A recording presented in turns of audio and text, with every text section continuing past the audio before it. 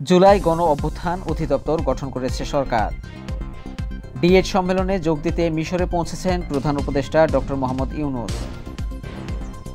ইজতেমা মাঠে সংঘর্ষে নিহত 4। সাবেক এমপি লতিফ 2 দিনের রিমান্ডে। 10 ট্রাক অস্ত্র মামলায় বাবরসহ 7 জন খালাস। পূর্ব বাংলা পত্রিকার শিরোনাম শুনলেন, এখন বিস্তারিত।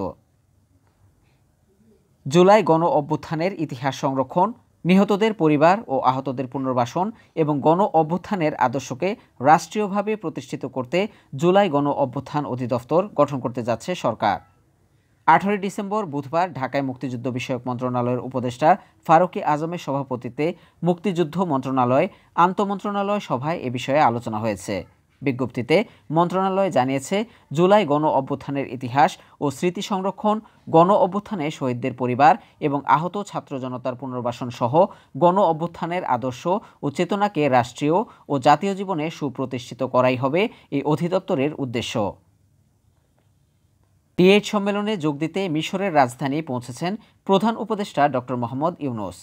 18 ডিসেম্বর বুধবার স্থানীয় সময় বেলা 11টায় পৌঁছেন তিনি। কায়রোর আন্তর্জাতিক বিমানবন্দরে তাকে স্বাগত জানান মিশরের পাবলিক বিজনেস সেক্টর মন্ত্রী মোহাম্মদ শিমি। পরে মন্ত্রীর সঙ্গে সংক্ষিপ্ত বৈঠক করেন প্রধান উপদেষ্টা। 17 ডিসেম্বর মঙ্গলবার দিবাগত রাত 1টা 20 মিনিটে শাহজালাল আন্তর্জাতিক বিমানবন্দর থেকে প্রধান উপদেষ্টাকে বহনকারী একটি ফ্লাইট মিশরের উদ্দেশ্যে যাত্রা করে। বাংলাদেশ ছাড়াও আরও কয়েকটি দেশের সরকার প্রধান ডিএড সম্মেলনে যোগ দেবেন। এর মধ্যে রয়েছে ইন্দোনেশিয়া, তুরস্ক, পাকিস্তান, মালয়েশিয়া। স্বরাষ্ট্র উপদেষ্টা লেফটেন্যান্ট জেনারেল অবসরপ্রাপ্ত জাহাঙ্গীর আলম জানান, গাজীপুরের টঙ্গীতে বিশ্ব ইজতেমা মাঠের নিয়ন্ত্রণ নিয়ে 2 গ্রুপের সংঘর্ষে 4 জন নিহত ও 50 জন আহত হয়েছেন। 18 ডিসেম্বর বুধবার সংঘর্ষের ঘটনায় সাদ ও জুবায়েরপন্থীদের সঙ্গে তিনি বৈঠক করেন এবং সংঘর্ষে 4 জনের মৃত্যুর বিষয়টি সাংবাদিকদের জানান। বৈষম্যবিরোধী ছাত্র আন্দোলনে চট্টগ্রাম বিশ্ববিদ্যালয়ের এক শিক্ষার্থী আহত হওয়ার মামলায় নগরীর চট্টগ্রাম 11 বন্দর পতেঙ্গা আসনের সাবেক এমপি এম এ লতিফকে 2 দিনের রিমান্ডে নিয়েছে পুলিশ। পুলিশের আবেদনের পরিপ্রেক্ষিতে বুধবার চট্টগ্রামের 3য় মেট্রোপলিটন ম্যাজিস্ট্রেট মোহাম্মদ আলমগীর হোসেনের আদালত শুনানি শেষে এই আদেশ দেন। চট্টগ্রামের বহুল আলোচিত 10 ট্রাক অস্ত্র চোরাচালানের মামলায় সাবেক স্বরাষ্ট্র প্রতিমন্ত্রী লুৎফুজ্জামান বাবরসহ 7 জন আসামিকে খালাস দিয়েছে হাইকোর্ট।